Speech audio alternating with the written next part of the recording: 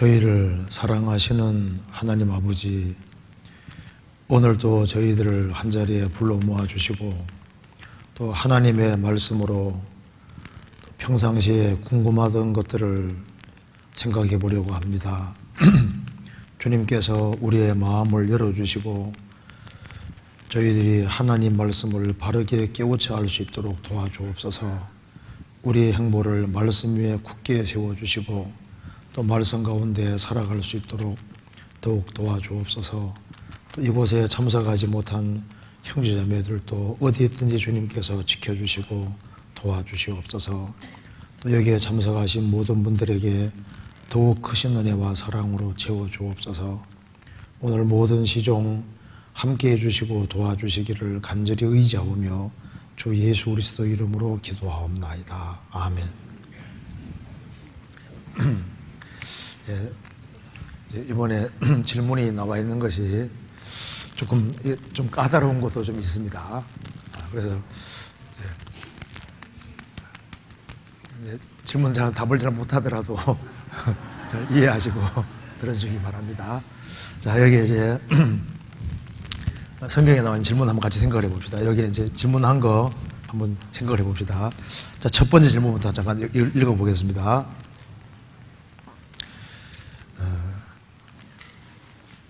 진화론과 창조론에서 우주에 관한 질문입니다. 우주와 지구의 연대는 천지 창조 때부터 시작하는 것이 맞을까요? 그렇다면 창세기 1장 1절 2절은 6일 동안 천지를 창조하시고 만드신 날들의 시작 이전으로 봐야 하는 것인지요? 그렇다면 2절에서 3절 사이에 기간이 있다고 보는 것이 옳은 것인지, 그 기간이 얼마 동안인지 알 수 있을까요? 이런 질문입니다. 말이 좀 어렵죠? 네. 여기 이제 우주와 지구 연대는 천지 창조 때부터 시작하는 것이 맞을까요? 성경 처음 펼치면은 태초에 하나님이 천지를 창조하시니라 이렇게 했으니까 우주와 지구의 연대는 천지 창조 때부터 시작하는 것이 맞을까요? 물론 맞죠. 이 우주와 지구의 시작은 창세기 1장 1절입니다. 태초에 하나님이 천지를 창조하시니라. 그 창조란 말이 히브리 말로 바라입니다. 바라는 엑스 니힐로라고 해서, 니힐로 하면 무입니다. 무. 그러니까 엑스는 프롬이고, 그러니까 무에서부터 유를 만들었을 때 창조라고 하거든요. 그러니까 창세기 1장에 창조란 말이 3번 나와 있습니다. 천지를 창조하실 때 창조가 한 번 나와 있고, 그 다음에 물고기하고 새를 만들 때 창조가 나와 있고, 세 번째 사람을 만드실 때 창조가 나와 있습니다. 그러니까 창조는 무에서 유를 차원 다른 아예 완전히 새로운 것을 만들어내는 것이 창조이기 때문에 창세기 1장 1절은 물질계를 창조한 것을 말하는 겁니다.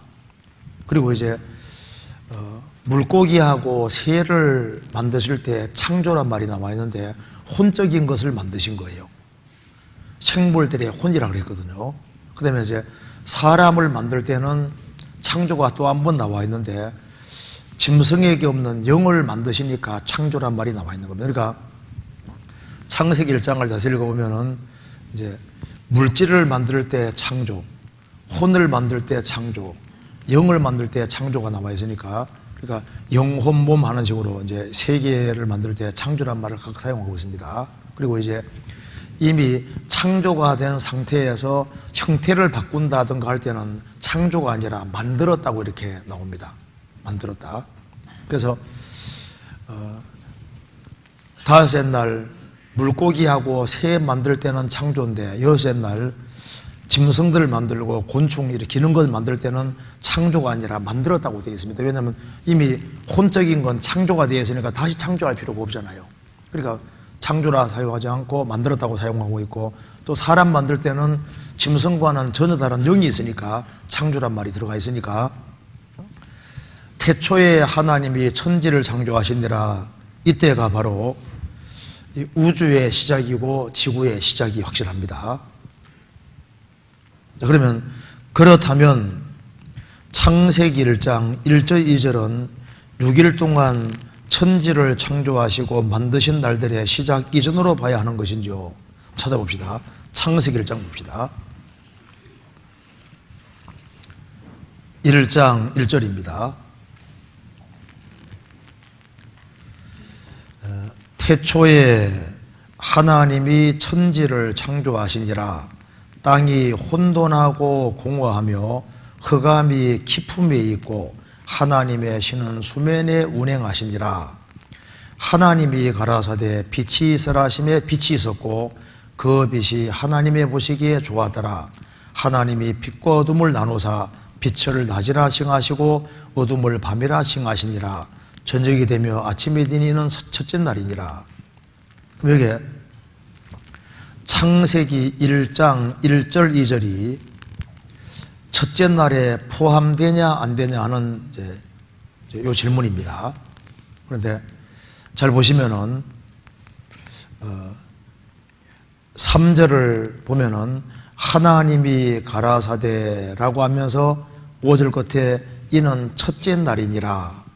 6절에 또 하나님이 가라사대라고 하시고 8절 끝에는 이는 둘째 날이니라. 또 9절에도 하나님이 가라사대라고 하시고 13절 끝에는 이는 셋째 날이니라. 또 14절에도 하나님이 가라사대라고 하시고 18절에는 19절에는 이는 넷째 날이니라. 다시 그리고 20절에 하나님이 가라사대라고 하시고 23절 끝에는 다섯째 날이니라. 6절에 24절에도 하나님이 가라사대하고 31절 끝에 여섯째 날이 나오죠. 그러니까 항상 6일을 얘기할 때 잘 보시면은 항상 하나님이 가라사대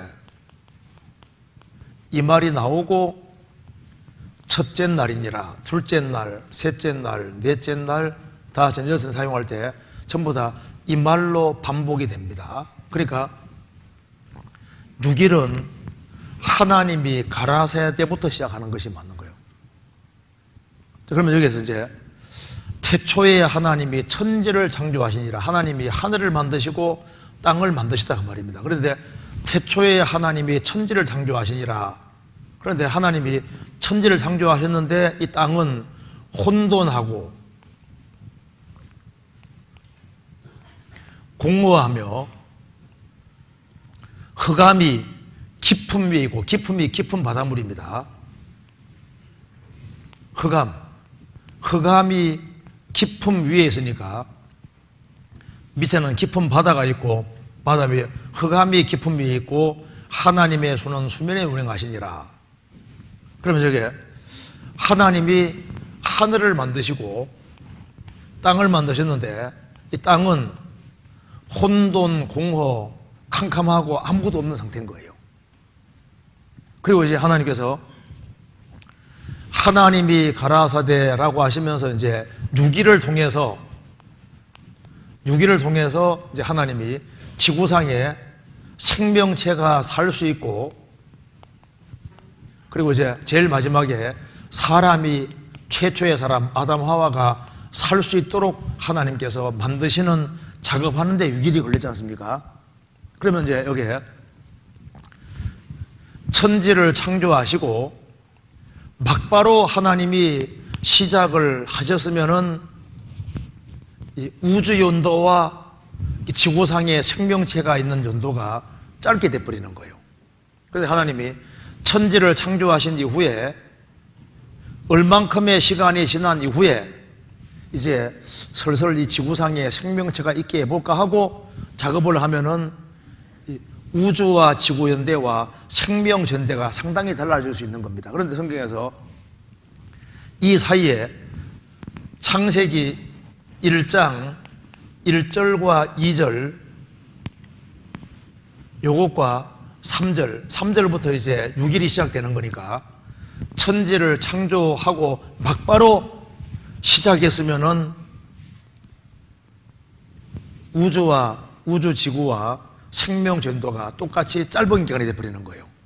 그런데 이제 하나님이 천지를 창조해 놓고 한참 후에, 오랜 세월이 지난 후에 지구상에 생명체가 있게 했으면은 이제 이 우주와 지구 연도와 지구상에 생명체가 있게 한 연도는 상당한 간격이 있게 되는데 성경에는 얘기를 안 해놨습니다. 왜? 몰라도 되니까. 그래서 야, 우주 연도가 얼마 안 됐다 이렇게 말해도 성경 문제 없고 오래됐다 해도 성경 문제가 없거든요. 근데 하나 확실한 것은 이 지구상에 생명체가 있도록 하는 데는 6일 작업 통해서 했기 때문에 지구상에 생명체가 있게 된 것은 분명히 얼마 안 된 것이 맞는 겁니다. 그죠? 무슨 말이 되시죠? 그러니까 이제 우리는 몰라요. 단 성경을 보는 데 있어서 땅이 혼돈하고 공허하며를 땅이 혼돈하고 공허하게 되었다고 해석하면 안 됩니다. 이게 무슨 말이냐면은 하나님이 천지를 창조하셨는데 천사가 타락해서 땅이 혼돈하고 공허하며를 땅이 혼돈하고 공허하게 되었는데 누구에 의해서 되어졌느냐? 사탄에 의해서, 그러니까 사탄에 의해서, 사탄 때문에 이 지구가 원래는 아름다웠는데 사탄이 범죄해서 혼돈하고 공허하게 되어버렸기 때문에, 그래서 하나님이 다시 6일이라는 기간 통해서 이렇게 재창조한 식으로 이제 이렇게 하면요, 그건 성경 틀린 얘기입니다. 그렇게 얘기하면 안 돼요. 천사가 개입해가지고 이 땅이 못 살게 했다고 해석하면 안 됩니다. 성경은 이 부분에 대해서 침묵하고 있는 거예요. 몰라도 되니까. 그래서 이제 이 창세기 1장 1절 2절 하나님이 천지를 창조하시고 막바로 시작했으면은 1절 2절이 6일 속에 들어갈 수 있는 겁니다. 근데 하나님이 천지 창조해 놓고 오랜 세월 후에 시작했으면은 우주와 지구 연도와 그리고 지구상에 생명체가 있는 도는 상당히 달라질 수도 있는데 성경에서 왜 얘기 안 했느냐? 몰라도 되니까. 그래서 이제 학자들이 야, 이 우주 연도는 오래됐다. 그래도 성경 문제될 게 없습니다. 또 얼마 안 됐다. 뭐 문제될 게 없어요. 인간 지식은 불완전하니까 하나님께 맡기면 될 겁니다. 그런데 이 우주와 지구 연도가 얼마 안 됐다는 증거가 너무너무 많습니다. 그런데 이 부분에 대해서는 우리가 하나님께 맡기는 게 필요하고, 중요한 것은 이 지구상에 생명체가 있게 하는 것은 오랜 세월이 걸린 게 아닙니다. 지구상에 생명체가 갑자기 사람 생기게 만드셨으니까. 그래서 지구에 사람이 살 수 있도록 작업하는 데는 6일 걸린 것이 분명한 거예요. 이제 그렇게 이해를 하면 되겠습니다. 그래서 여기 이제 이 1절, 2절과 3절 사이에 얼만큼의 시간 간격이 있을까? 있을 수도 있고 없을 수도 있습니다. 그러니까 잘 모른다 이렇게 말하면 맞습니다. 무슨 말 이해되시죠? 어떤 사람 이게 1절, 2절이 6일 창조에 몽땅 다 들어간다 그렇게 말하는데, 근데 그게 꼭 그런 게 아닙니다. 그럴 수도 있고 아닐 수도 있는 거예요. 왜? 성경에서 정확히 말을 안 해놓은 거예요. 어떤 사람은 여기에 성경 다른 곳에서 나 여호와가 6일 동안 천지를 그건 항상 만들었다고 되어 있는 거예요. 그리고 출애굽기 31장에서도 6일 동안에 창조라고 되어 있는데 히브리어는 분명히 만들었다고 되어 있거든요. 어디를 뒤져봐도 만들었다고 돼 있지 창조라고 돼 있질 않아요. 그러니까 이제 하나님이 천지 창조하시고 막바로 하셨는지 또 한참 후에 하셨는지 그건 성경에서 안 나와 있으니까 정답을 안 내려주는 것이 그게 현명하다고 할 수 있는 겁니다. 그리고 이제 그 다음에 이제 두 번째 질문이 뭐냐 하면요, 일단 이것만 아니면 됩니다. 땅이 혼돈하고 공허하게 된 것은 천사가 타락해서 이 지구를 완전히 못쓰게 만들었기 때문에 하나님께서 다시 이 지구를 작업을 해가지고 다시 이제 생명체가 있게끔 만드는 식으로 이렇게 하면 그건 큰일 날 얘기인 겁니다. 그건 절대 성경하고 안 맞아요. 그것만 주의하면 되겠습니다. 그리고 두 번째 질문, 천지 창조 때 일일은 하나님이 하루를 천년같이 천년을 하루같이 여기신다고 말한 것처럼 지금 24시간이 아니라 시간이 달랐다고 봐야 할까요? 여기에 창세기 1장에 나와 있는 저녁이 되며 아침이 되니 이게 무슨 말입니까? 지구가 돌았다는 얘기인 거예요. 24시간입니다. 히브리 말도 요민 대역에 문자 그대로 24시간 말하는 겁니다. 그러니까 이 지구상에 생명체가 존재하는데 정확히 6일 과정 통해서 만들었기 때문에 이게 천년이, 여기에 6일이 천년이 아니고 하루가 천년이 아니라 문자 그대로 6일인 거예요. 그리고 이제 하루가 천년 같고 천년이 하루가 같다는 걸 여기다 적용시키면 안 됩니다. 전혀 다른 얘기인 거예요. 여기 한번 찾아봅시다. 여기 시편 90편 보시겠습니다. 시편 90편에 2절에 보시겠습니다. 90편 2절. 산이 생기기 전 땅과 세계도 주께서 조성하시기 전 곧 영원부터 영원까지 주는 하나님이시니이다. 주께서 사람을 티끌로 돌아가게 하시고 말씀하시기를 너희 인생들은 돌아가라 하셨사오니 주의 목전에는 천년이 지나간 어제 같으며 밤의 한 경점 같을 뿐임이니이다. 그러니까 영원부터 영원까지 계신 하나님 보실 때 천년은 지나간 어제 하루 같으며 밤의 한 경점 같아. 그 어와치, 이게 이제 4시간 말하는 겁니다. 경점. 그러니까 하나님, 영원하신 하나님 보실 때 천년은 하루 같고 한 경점 같아. 한 4시간밖에 안 된다 그 말입니다. 그리고 여기에 베드로후서 3장 찾아봅시다. 이건 좀 더 자세하게 되어 있죠. 베드로후서 3장에 3장 8절에 사랑하는 자들아 주께는 하루가 천년 같고 천년이 하루 같은 이 한 가지를 잊지 말라. 주께는 천년이 하루 같다는 것은 영원하신 하나님 보실 때는 천년이 하루같이 짧은 기간이고 또 하루가 천년 같다는 것은 죄인이 돌아오기를 그 간절히 소원하는 그 마음은 하루가 천년처럼 지루하게 길게 느껴진다 그 말입니다.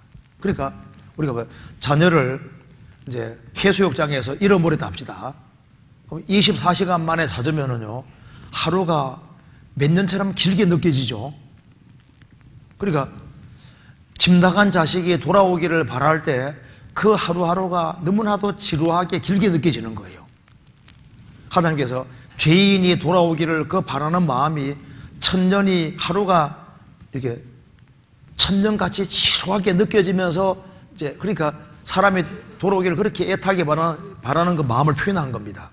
그래서 만일 30살에 주님 품에 들어오면은 주님을 몇 년 기다리게 한 거냐 하면은 365일 곱하기 30 곱하기 1000년 이렇게 되는 거예요. 무슨 말이 되죠? 그러니까 주님은 내가 돌아오기를 그렇게 하루가 천년같이 지루하게 느끼면서 그렇게 돌아오기를 애타게 바란 거니까 늦게 돌아올수록 주님께 불효하는 게 되는 겁니다. 그래서 주님은 영원 속에 계시는 입장에서는 천년이 하루같이 짧고 또 시간 속에서 죄인이 돌아오기를 간절히 바라는 마음은 하루가 천년같이 지루하게 길게 느껴지는 겁니다. 이제 그걸 말하는 겁니다. 그러니까 여기에 하루가 천년 같다 그랬으니까 이 하루를 천년으로 계산하는 식으로 이렇게 하면 안 됩니다. 그건 아니고 문자 그대로 24시간입니다. 저녁에 되며 아침에 되니 이게 빛 중심으로 지구가 돌았다는 뜻인 거예요. 지구가 자전하는 걸 말하는 겁니다. 그렇게 이해하면 되겠습니다. 그리고 여기서 이제 1절, 2절 요 부분은요, 간격이 있을 수도 있고 없을 수도 있는데, 그건 하나님께 맡기자. 이제 이렇게 이해하면 되겠습니다. 자, 그 다음에, 그 다음 질문 봅시다. 열왕기상 17장 9절 봅시다.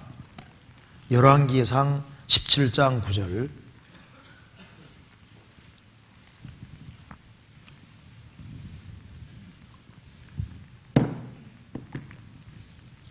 제가 8절부터 읽겠습니다. 여호와의 말씀이 엘리야에게 임하여 가라사대 너는 일어나 시돈에 속한 사르밧으로 가서 거기 유하라. 내가 그곳 과부에게 명하여 너를 공개하게 하였느니라 라고 하셨는데, 실제로 하나님께서 과부에게 직접 명령을 내리셔서 과부가 엘리야를 공개한 것인지요? 하는 질문입니다. 이게 참 좋은 질문이죠. 엘리야에게 하나님께서 이제 거리 시내가에서 까마귀를 명해서 이제 먹이를 물고 오게 해서 이제 엘리야를 먹이신 겁니다. 이제 시내물이 마르니까 하나님이 너는 이제 사르밧으로 가라. 사르밧은 시돈에 속합니다. 그래 가면은 내가 과부를 명하여 너를 공개하게 하였느니라 이렇게 되지 않습니까? 그러면 이제 여기 질문은 이거 한번 봅시다. 이게 무슨 말이냐면은 여기 이제 이렇게 지중해가 이렇게 있으면요, 이제 이스라엘 땅이 있습니다. 이스라엘 땅이 있으면 저 사르밧이 이쪽에 지중해 바다 옆에가 시돈이 있지 않습니까? 그러니까 여기 이제 그리 시내가에서 여기까지 가는데 한 160km 정도 되거든요. 여기 이제 사르밧 한 과부가 살고 있는데 하나님이 이제 일로 보내시는 겁니다. 그러면 이제 하나님 말씀하시기를 내가 한 과부에게 명해서 너를 공개하게 이제 먹을 수 있게끔 이렇게 하시는 겁니다. 그리고 하나님이 이제 탁 사르밧 과부에 나타나셔서 사르밧 과부야, 이제 엘리야가 올 텐데 잘 대접 잘해래. 이렇게 하나님이 말씀을 하셨겠냐고 이제 이렇게 질문인 겁니다. 어떻게 생각하세요? 네, 뭘 알아야 되냐면 이거 한번 보세요. 여기 이제 이 당시에 이 시돈 땅에 이 에빨이라는 사람 왕의 딸이 누굽니까? 에빨의 딸이 그 유명한 이세벨입니다. 그 이세벨이 이 당시에 아합 왕, 아합이 이스라엘 왕으로 있고, 이제 여기 시돈의 에빨의 딸 이세벨이 이제 아합 왕의 아내가 돼 있는 거예요. 그리고 이제 이 당시에 이쪽에는 서로 교류가 많아서 이쪽에 있는 시돈 지역에 있는 사람들은 이스라엘 사람들은 여호와를 믿고 있다는 걸 잘 알고 있는 거예요. 그래서 이제 시돈 땅에서 제일 많이 이제 섬기는 신이 바알 신과 아세라 신인데, 바알과 아세라 신을 이제 끌고 들어온 여자가 이세벨입니다. 그래서 이제 이스라엘 백성들도 바알 숭배를 많이 했고, 또 이제 서로 교류가 활발했으니까 이 시돈 지역에 사는 사람들도 이스라엘 백성들은 여호와 하나님의 섬긴다는 걸 잘 알고 있는 사람인 거예요. 그런데 이 사르밧 과부는 이제 이 시돈 지방에서 바알과 아세라 숭배하는 그런 세상에 그게 살면서, 야, 이건 신이 아닐 텐데 뭔가 이제 정답을 구하고 있는 여자입니다. 그래서 이제 이 이스라엘 하나님에 대해서 더 알고자 하는 마음이 있는 거예요. 여호와가 진짜 하나님이 아닐까, 그런 의문들을 가지고 여호와 하나님에서 더 알기를 간절히 바라는 마음이 있는 사람인 겁니다. 그래서 하나님께서 이 엘리야를 사르밧으로 가게 해서 이 사르밧 과부를 만나게 해서 이제 그녀의 신앙을 확실하게 해주려고 하는 겁니다. 그러니까 여기에 내가 그곳 과부에게 명하여 너를 공개하게 하였느니라. 이거 결과적인 것을 말하는 겁니다. 가면은 사람 과부를 만나게 되고 이 여자가 이제 여호와 하나님에 대해서 알고자 하는 그런 마음이 있는 자이기 때문에 내가 사라바 과부 그 과부를 통해서 너를 이제 너를 먹이겠다고 분명히 말씀해 주신 겁니다. 그리고 여기서 이제 하나님이 나타나셔서 시돈 땅에 있는 과부에게 명령으로 해가지고 야, 너 언제 누구누구 오는데 그때 잘 맞이하고 영접 잘해주고 대접 잘해주라 그렇게 말했을 리는 없습니다. 그게 아니에요. 그게 아니고 하나님께서는 이 사르밧 과부가 진리를 구하고 찾는 자인지를 알고 있는 겁니다. 이제 그래서 여기 엘리야를 만나게 해주시는 거예요. 그래서 이제 하나님 말씀을 따라 이제 가보니까 한 과부가 있잖아요. 10절 보시겠습니다. 저가 일어나 사르밧으로 가서 성문에 이를 때 한 과부가 그곳에서 나뭇가지를 줍는지라. 이에 불러 가로되 청컨대 그릇에 물을 조금 가져다가 나로 마시게 하라. 이게 청컨대라고 했죠. 명령을 한 것이 아니라 청컨대. 그러니까 아주 정중하게 이제 요청을 했습니다. 청컨대 그릇에 물을 조금 가져다가 나로 마시게 하라. 저가 가지러 갈 때 엘리야가 저를 불러 가로되 청컨대, 또 청컨대라고 했습니다. 내 손에 떡 한 조각을 내게로 가져오라. 저가 가로되 당신의 하나님 여호와의 사심을 가르쳐 맹세하노니 나는 떡이 없고 다만 통에 가루 한 움큼과 병에 기름 조금뿐이라. 내가 나무가지 두엇을 주워다가 나와 내 아들을 위하여 음식을 만들어 먹고 그 후에는 죽으리라. 여기에 이 사르밧가 말하기를 당신의 하나님 여호와의 사심을 가르쳐 맹세하노니. 왜냐하면은 난데없이 이스라엘 사람이 나타났잖아요. 그러니까 시돈 사람이 아닌 이스라엘 사람이 난데없이 나타났습니다. 그래서 물 달라고 하고 떡 한 조각을 내게 가져오라고 하는 겁니다. 그래서 딱 보니까 이스라엘 사람이잖아요.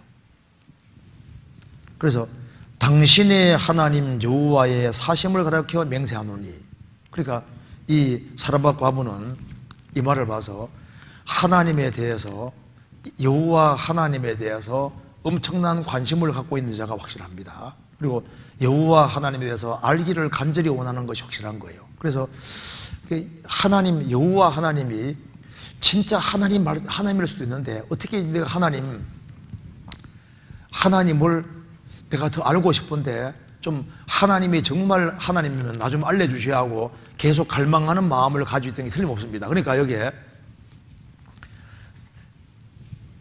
성경 누가복음 4장에 보시면요, 이스라엘 땅에 기근이 있을 때 그 과부가 많이 있었는데 한 과부도 도움받지 못하고 사렙다 한 과부뿐이었다. 그런데 주님이 왜 엘리야를 이 사르밧 과부에게 연결시켜 주냐 하면은 이 사르밧 과부가 진리를 찾고 있는 거예요. 그게 뭐예요? 이게 에티오피아에서 예루살렘까지 마차 타고 예배하는 그 사람이 마차 위에서도 성경 읽고 있잖아요. 그러니까 하나님이 빌립 보내서 마차 위에 깨닫게 해주는 겁니다. 그러니까 이 사르밧 과부도 아무래도 에발 여기 이제 시돈에 살면서 이게 바알과 아세라 이게 진짜 신이 아닐 텐데 이스라엘의 하나님이 진짜 하나님이실 텐데 그러면서 이스라엘의 하나님을 알기를 간절히 원하고 있는 그런 상황을 주님께서 미리 보시고 있는데 그 하나님을 좀 제대로 아는 사람이 있으면 연결시켜달라고 하는 그런 마음이 있는 상태인데 갑자기 이스라엘 사람이 탁 나타나니까 그리고 이 사르밧 과부가 내가 좀 궁금하게 생각하는 것을 풀어줄 수도 있겠다 이런 생각했을 겁니다. 그래서 갑자기 나타나니까 이제 제대로 물어볼 수 있게 됐지 않습니까?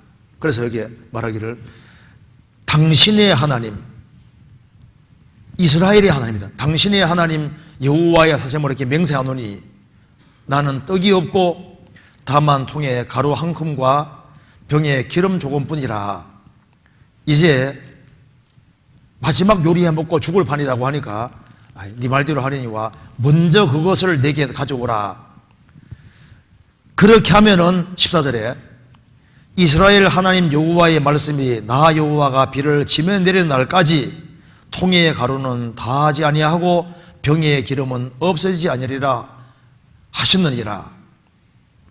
저가 가서 엘리야의 말대로 하였더니 저와 엘리야의 식구가 여러 달 먹었으나 여호와께서 엘리야로 하신 말씀같이 통의 가루가 다하지 아니하고 병의 기름이 없어지지 아니하니라. 여기서 우리가 알 수 있는 것이 있습니다.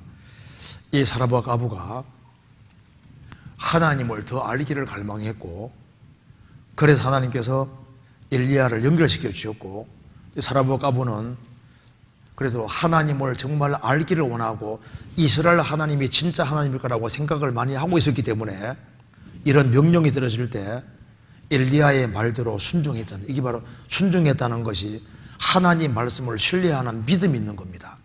그렇게 해서 엘리야를 공개하게 만들어준 겁니다. 그리고 난 이후에 이 여인의 아들이 죽게 됐잖아요. 죽었는데 엘리야가 살렸습니다. 그리고 난 이후에 24절에 말했습니다. 여인이 엘리야에게 이르되 내가 이제야 당신은 하나님의 사람이요 당신의 입에 있는 여호와의 말씀이 진실인 줄 아노라 하니라. 그러니까 이 교도가 참 신앙 갖는 것이 이게 안 쉬운 거예요. 이제 자기 죽은 아들이 살아났을 때 그제사에 비로소 이 하나님이 정말 참 하나님이라는 아주 확실한 확신을 갖게 된 겁니다. 그러니까 여기 제 말한 대로 그곳 과부를 명하여 너를 공개하게 하는 내 말은 하나님이 직접 나타나셔서 사라바 과부에게 직접 나타나셔서 말씀을 해서 이렇게 공개하게 한 것이 아니고 이 사라바 과부가 그렇게 할 것을 결과적인 걸 알고 그렇게 말씀하신 거예요. 왜? 그 속마음을 딱 아시거든요.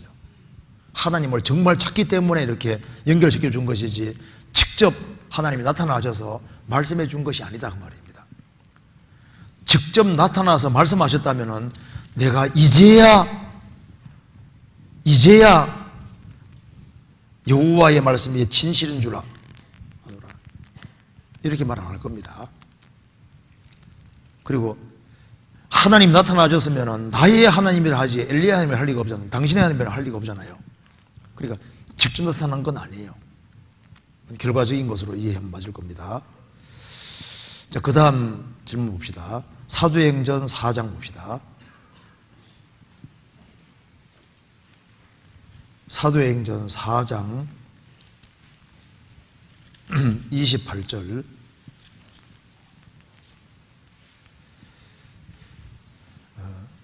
여기 이제 제가 25절부터 읽어보겠습니다. 또 주의 종 우리 조상 다윗의 입을 의탁하사 성령으로 말씀하시기를 어찌하여 열방이 분노하며 족속들이 허사를 경영하였는고 세상의 군왕들이 나서며 관원들이 함께 모여 주와 그 그리스도를 대적하였하도소이다 하시니로소이다. 과연 헤롯과 본디오 빌라도는 이방인과 이스라엘 백성과 합동하여 하나님의 기름 부으신 종 거룩한 종 예수를 거스려 하나님의 권능과 뜻대로 이루려고 예정하신 그것을 행하려고 이 성에 모였나이다. 주의 제도 저희의 위협함을 하감하옵시고 또 종들로 하여금 담대히 하나님의 말씀을 전하게 하여 주옵소서. 이 말씀에서 이 말씀이 구체적으로 무슨 뜻인지 그리고 예정하신 그것이 무슨 뜻인지 알고 싶지 않은 질문입니다. 이게 무슨 말이냐 하면은 지금 여기에 예수님이 죽으시고 부활하신 이후에 이제 사도들을 대제사장들 이런 사람들이 모여서 합동해서 이제 그리스도인들을 핍박하기 때문에 하는 말씀입니다. 그래서 여기에 25절에 또 주의 종 우리 조상 다윗의 세벌 의탁하사 시편 2편입니다. 성령으로 말씀하시기를 어찌하여 열방이 분노하며 조국들이 허사를 경영하였는고 세상의 군왕들이 나서며 관원들이 함께 모여 주와 그 그리스도를 대적하도소이다 하시니로소이다. 이거 봅시다. 이게 무슨 말이냐면은 시편 2편에 보면은 예수님 오시기 1000년 전에 예수님이 오시기 1000년 전에 다윗이라는 사람이 예수님 오시기 1000년 전에 성령의 감동으로 그리스도가 오는 것을 봤습니다. 그리스도가 오시는데 예수님이 오실 때 여기 말한 대로 세상의 군왕들이 나서며 관원들이 함께 모여 주와 그 그리스도를 대적하도소이다. 이걸 예수님 오시기 1000년 전에 다윗이 봤는데 이것이 예수님 오심으로 이루어졌다는 겁니다. 27절에 과연 헤롯과 본디오 빌라도는 이게 세상의 군왕들이 나서며 관원들이 함께 모여 주와 그 그리스도를 대적하도소이다라고 예수님 오시기 1000년 전에 다윗이 예언했는데 1000년 지난 이후에 그리스도가 오셨을 때 과연 헤롯 왕과 본디오 빌라도는 이방인과 이스라엘 백성들과 관원들과 합동하여 하나님의 기름 부으신 거룩한 종 예수를 거스려 하나님의 권능과 뜻대로 이루려고 예정하신 그것을 행하려고 이 성에 모였나이다. 이 부정과거 시제입니다. 이미 끝난 사건입니다. 이 일이 실제로 이미 벌어졌다 그 말입니다. 그래서 이미 다윗이 성령의 감동으로 이런 일이 있을 것을 미리 보고 기록했는데 이 기록된 대로 하나님이 미리 말씀하신 그대로 예수님의 초림이 예정한 대로 이루어졌고 그리고 성경에서 초림이 예언된 대로 초림이 됐고 예수님이 오셨을 때 세상의 군왕들이 나서고 군왕들과 관원들이 함께 모여서 주와 그리스도를 대적한다고 되어 있는 것이 그대로 이루어졌기 때문에 과연 이 말씀대로 헤롯과 본디오 빌라도는 이방인과 이스라엘 백성과 합동하여 하나님의 기름 부으신 거룩한 종 예수를 거스려 하나님의 권능과 구약에 말씀하신 대로 이루려고 예정하신 그것을 행하려고 이 성에 모였나이다. 모여서 그 짓을 했다 그 말입니다. 그런데 그 그리스도를 대적하고 난 이후에 그 이후에도 예수님 통해서 이제 사도들을 통해서 많은 사람들이 구원받아 가니까 다윗이 말씀하신 그대로 이루어졌는데 이와 유사한 짓을 또 하고 있다 그 말입니다. 그러니까 이제도 주여 이제도 저희 위협함을 하감하시고 그래서 예정하신 대로 예수님은 오셨는데 많은 사람이 그리스도를 대적해 예수님은 죽으셨지만 예수님은 부활 승리하신 것처럼 이제도 많은 위협이 있는데 하나님께서 이걸 잘 극복하고 이기게 해주시고 복음이 전파되는데 장애되지 않게 도와주십시오 하니까 하나님이 이제 그 뒤에 하나님이 힘을 주시고 성령을 충만하게 해주셔서 이제 복음 전하는 얘기가 나와 있는 겁니다. 이거 이해되세요? 그리고 여기 이제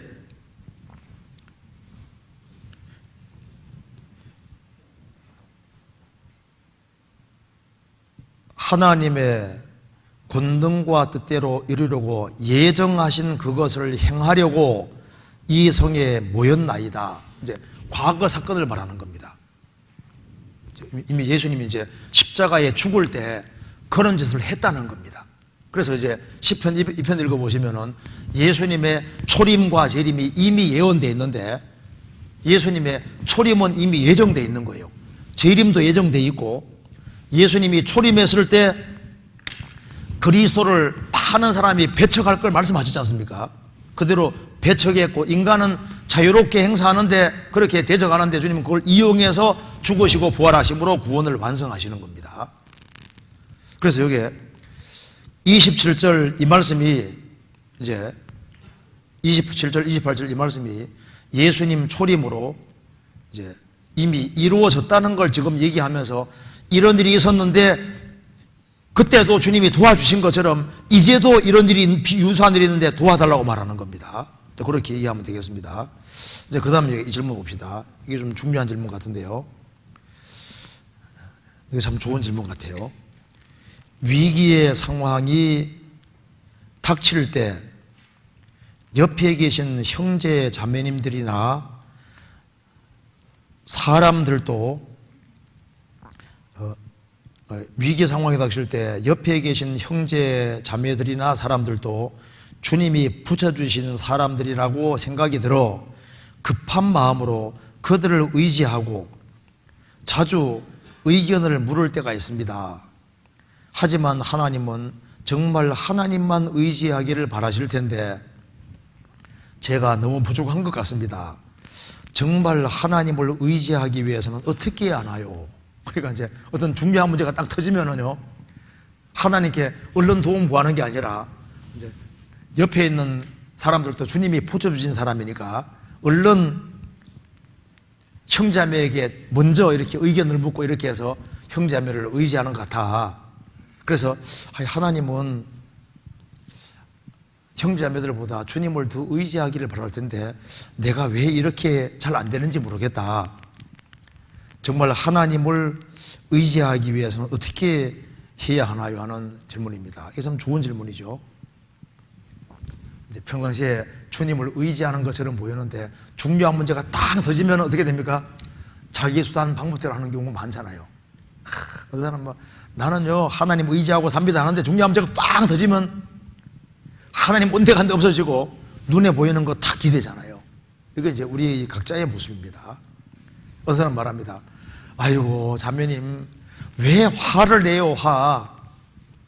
화를 내는 것은 성숙하지 않은 모습이에요.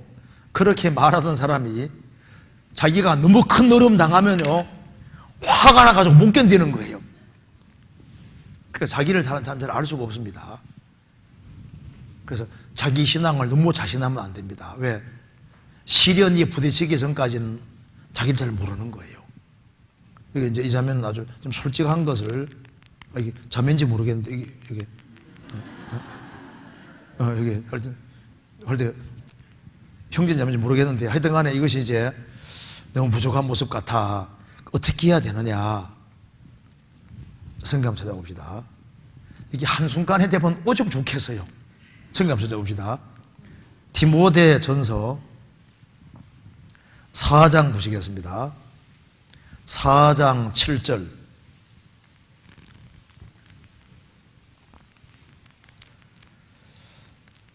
망령되고 허탄한 신화를 버리고 오직 경건에 이르기를 연습하라. 육체의 연습은 약간의 유익이 있으나 경건은 범사에 유익하니 금생과 내생에 약속이 있느니라. 밑보다 이 말이여 모든 사람이 받을만 하도다. 여기 말씀하기를 망령되고 허탄한 신화를 버리고 오직 경건에 이르기를 뭐 하라고요? 연습하라. 그럼 여기에 뭘 연습하라 했냐면 경건에 이르기를 연습하라. 경건이 뭘까요? 경건한 하면은 영어로는 가들이거든요. 그러니까 여기에 경건한, 여기 이제 영어로는 이제 갓에다가 ly 붙입니다. 가들이. 그러니까 이제 이거 참 이게 경건이라는 말을 참 잘 해놓은 거예요. 그럼 경건하다는 말은 그럼 경건하지 않은 것이 뭔지 알면은 경건이 뭔지를 알기가 쉽습니다. 경건치 않다는 뜻이 뭘까요? 우리가 아직 연약할 때 그리스도께서 경건치 않은 자를 위해 죽으셨도다. 경건치 않은 사람 위해 죽으셨다고 되어 있거든요. 그러면 경건치 않은 것을 돌이키겠고 저희는 경건치 아니하며 점점 나아간다 이렇게 말했는데, 그러면 경건치 아니한 것이 뭘까요? 경건하지 않다는 말이 뭐냐면요, 하나님을 의식하지 않고 살아가는 것이 그게 불경건입니다. 그러니까 경건하지 않다는 말은 뭐냐면은 하나님을 경외하지 않고 하나님을 무시하고 살아가는 것이 그게 불경건인 거예요. 그러니까 하나님을 등지고 살아가는 것이 불경건이고 자기 중심으로 살아가는 것이 불경건입니다. 성경 말씀하기를 불쌍한 사람들을 돌아보는 것이 경건이라고 되어 있거든요. 그러니까 불쌍한 사람들을 무시하는 것이 불경건입니다. 그리고 이뤄져 가는 사람들에 대해서 무관심하게 살아가는 것이 불경건이라고 되어 있습니다. 그러니까 경건이라는 게 뭐냐면 여기 가들이 가짜가 들어요. 하나님 들어가 있잖아요. 그러니까 경건이라는 것은 뭐냐면 하나님과 올바른 관계 속에 있는 것이 경건인 거예요. 그러니까 하나님 중심으로 살아가는 것이 경건이고 죄에서 자신을 구별시키고 살아가는 것이 경건이고 불쌍한 사람들을 구제하고 돌아보는 것이 그 경건입니다. 그러니까 경건 중에 최고의 경건은 불쌍한 사람을 돌아보는 것이 경건이라고 되어 있으니까 구원받지 아니한 사람만큼 불쌍한 사람 없잖아요. 그러니까 구원받지 아니한 사람을 건지고 세우는데 관심을 가지고 거기에다가 마음과 생각과 정신을 들이는 그것이 경건이 되는 겁니다. 그래서 경건에 이르기를 연습하라. 여기에 경건에 이르기를 연습하라고 했는데, 그러면 어떻게 하는 것이 신앙생활 잘하는 길이냐? 여기에 경건이 한순간에 되면은 연습하란 말이 필요 없습니다. 그래서 어떤 사람이 문 딱 걸어 잠그고 맨날 며칠 기도했다 그러면 그게 금방 경건해지느냐? 그게 아닙니다.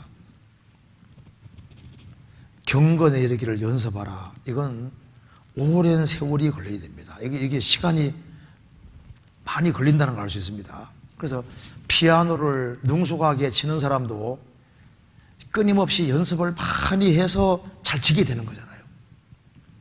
뭐든지 잘 하기 위해서는 운동 잘하는 사람도 끊임없이 연습을 하는 겁니다. 신앙생활도 연습인 거예요, 연습. 그래서 연습을 많이 하고 훈련을 많이 하면은 노련하게 될 수 있는 겁니다. 뭐든지 단번에 잘 되는 게 아닙니다. 어떤 좋은 교수를 만나가지고 피아노가 막 당장 능숙하게 되더라. 그게 아니잖아요.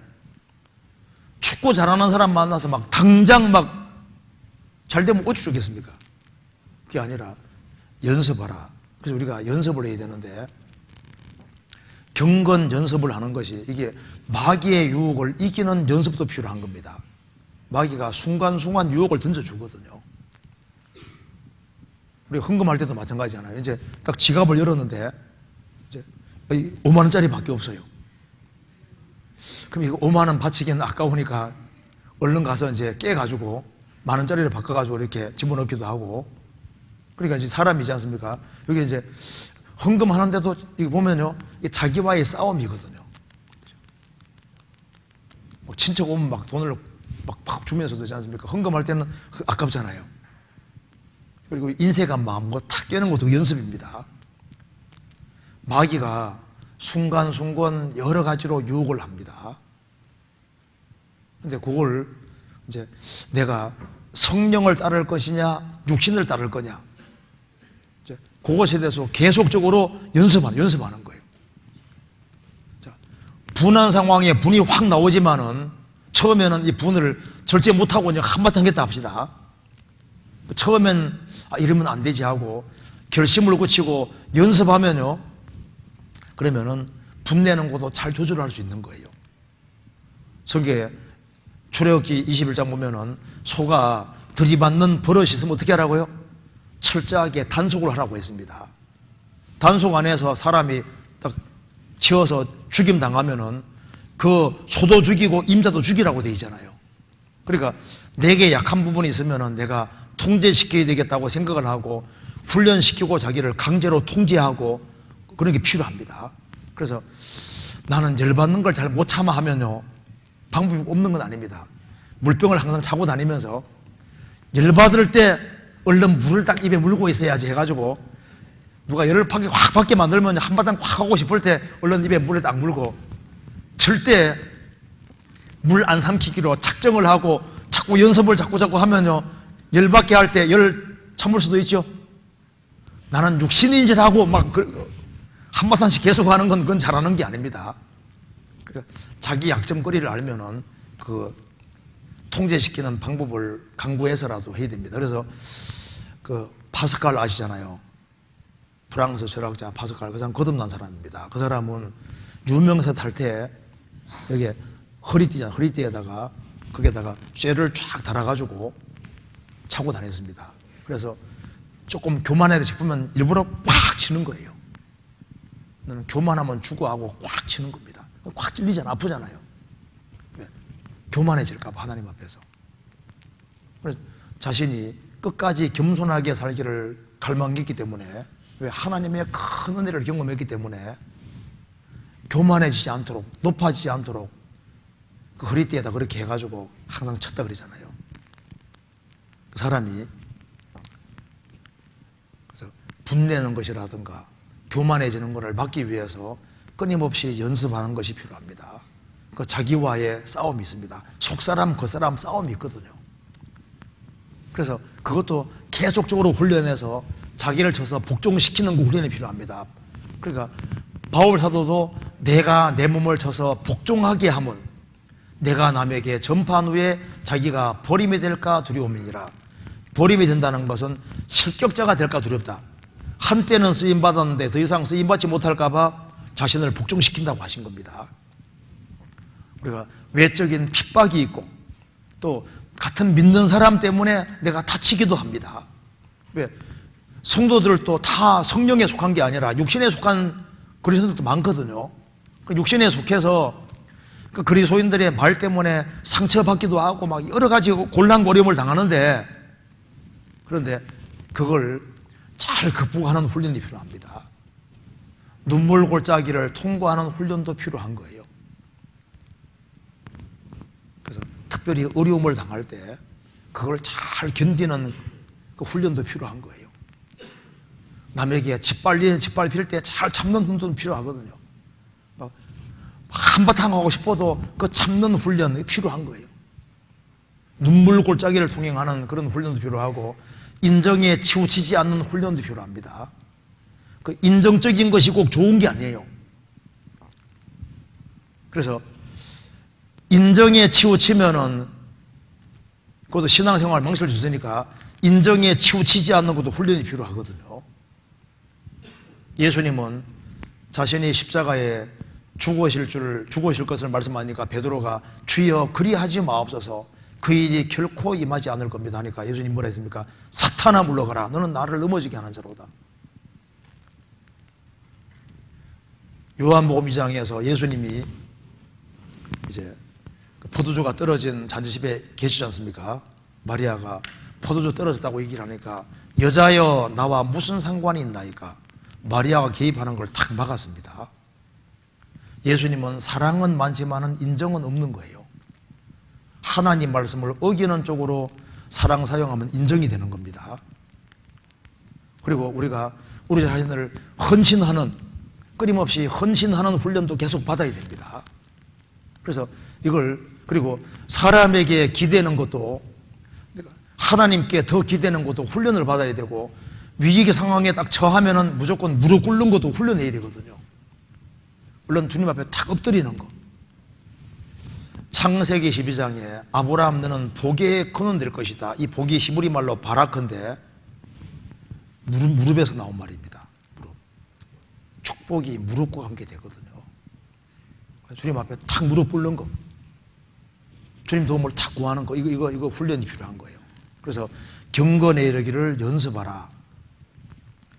육체의 연습은 약간의 유익이 있으나 경건은, 신앙생활 잘하는 것은, 경건은 범사의 모든 것에 유익하니 금생과 내생의 약속이 있느니라. 내생뿐 아니라 죽음 건너가서뿐 아니라 이 세상에서도 하나님의 약속이 있다고 말입니다. 그래서 신앙생활을 바르게 하면은 그게 하나님의 약속이 있습니다. 빛보다 이 말이여 모든 사람이 받을 만하도다. 그래서 이게 질문하신 내용대로 우리가 어떤 문제가 생길 때 형제자매들을 통해서도 도움 오지만은 그래도 주님보다 더 의지하는 것은 합당치 않습니다. 하나님은 하나님을 의지하게 만드시기 때문에 사람에게 너무 기대면요 사람 사이에 오히려 갈등이 생기게 만들어줄 수도 있습니다. 그리고 사람과 너무 친해지면 그게 인정이 될 수도 있는 거예요.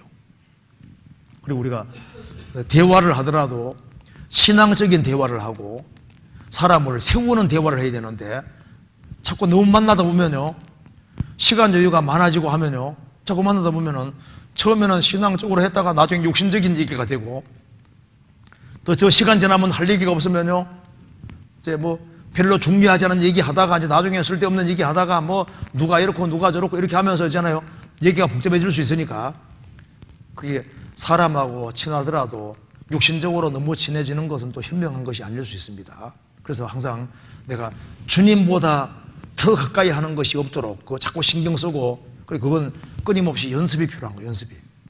그래서 이제 당장은 안 되더라도 끊임없이 연습을 하면요 이게 자꾸 이제 바꿔지도록 되어 있는 거예요.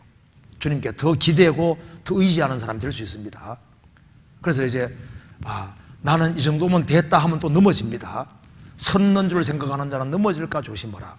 나는 이만큼 했으니까 이제는 주님께 잘 기대고 살겠지 않은데 문제가 뻥 터지고 나면요 그동안 훈련하고 연습했던 게 샥 날아가면서 보면 자기 멋대로도 하고 있거든요.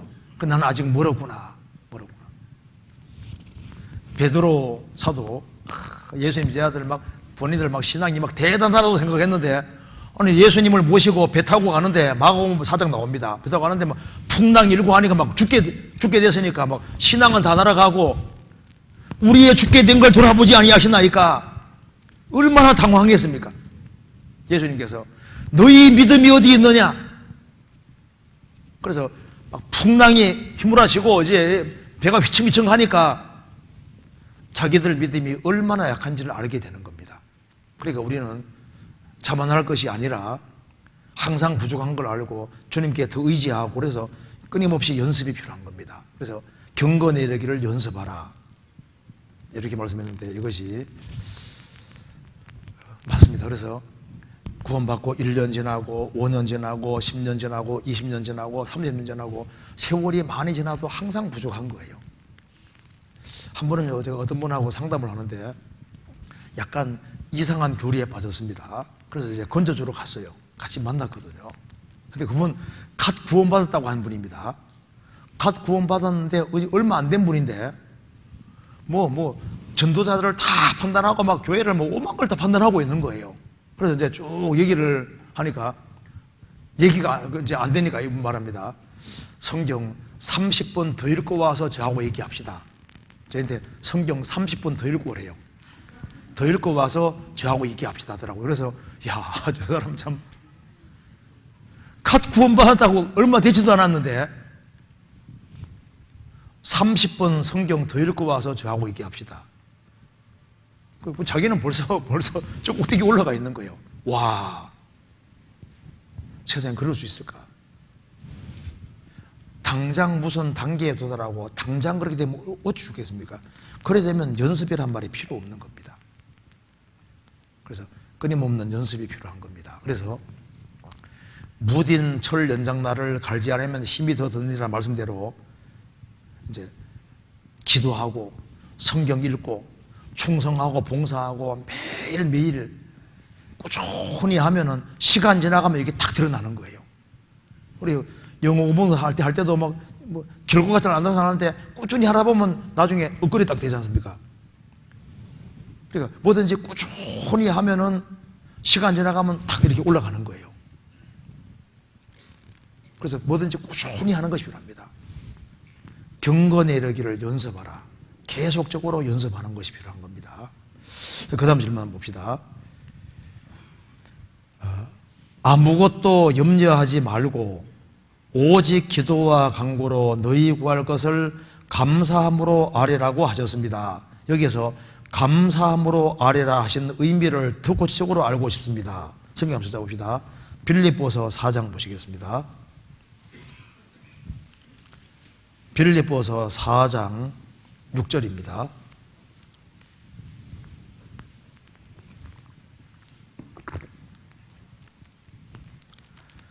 아무것도 염려하지 말고 오직 모든 일에 기도와 간구로 너희 구할 것을 감사함으로 하나님께 아뢰라. 그리하면 모든 지각에 뛰어난 하나님의 평강이 그리스도 예수 안에서 너희 마음과 생각을 지키시리라. 여기서 아무것도 염려하지 말고, 이 말은 염려해서 될 것은 염려를 해야 되지만은 염려해서 안 될 것은 염려하는 것이 죄가 되는 겁니다. 염려에 너무 떨어지면은 신앙생활 못 합니다. 너희 염려를 다 주께 맡겨버리라. 이는 주께서 너희를 공고 돌보심이니라. 너희 염려를 다 주께 맡겨버리라. 아무것도 염려하지 말고, 염려해서 안 될 것은 하나님께 딱 맡겨야 되는 거예요. 그리고 모든 일에 기도와 간구로 너희 구할 것을 감사함으로 하나님께 아뢰라. 그래서 구하되 감사함으로 아뢰라.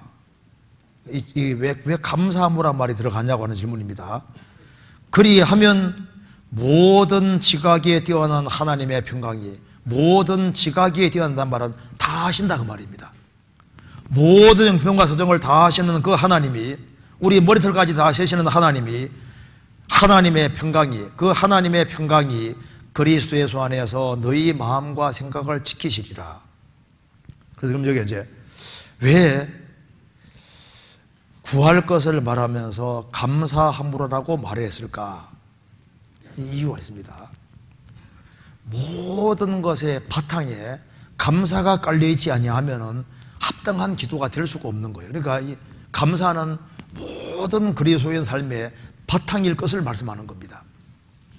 그래서 감사하는 마음이 없이는 그 기도가 응답되기가 어려운 거예요.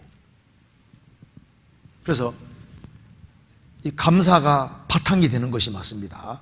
성경 한번 찾아봅시다. 여기 시편 50편에 한번 보시겠습니다. 시편 50편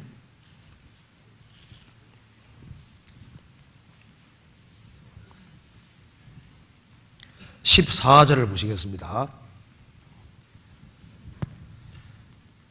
감사로 하나님께 제사를 드리며 지극히 높으신 자에게 내 서원을 갚으며 환난 날에 나를 부르라. 내가 너를 건지리니 내가 나를 용화롭게 하리로다. 여기에 감사로 하나님께 제사 드리며, 그러니까 하나님께 제사하고 예배하는 그것도 바탕에 감사가 있어야 되는 겁니다. 몇 군데 찾아봅니다. 그러니까 감사는 모든 것의 바탕이 됩니다. 그래서 이제 구원을 받으면은 정말 마음에 감사한 마음이 있잖아요.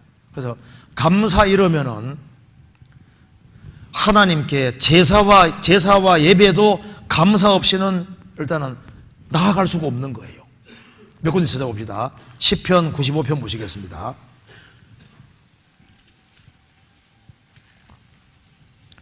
(95편) 2절입니다.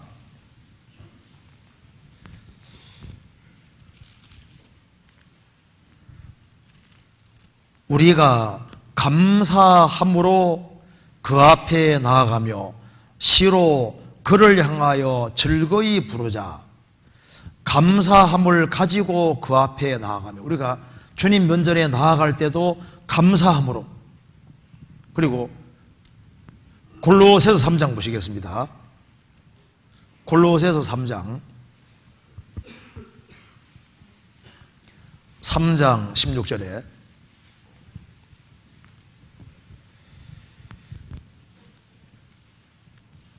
그리스도의 말씀이 너희 속에 풍성히 거하여 모든 지혜로 피차 가르치며 권면하고 시와 찬미와 신령한 노래를 부르며 마음에 감사함으로 하나님을 찬양하고, 하나님을 찬양할 때도 바탕에는 뭐가 있어야 됩니까?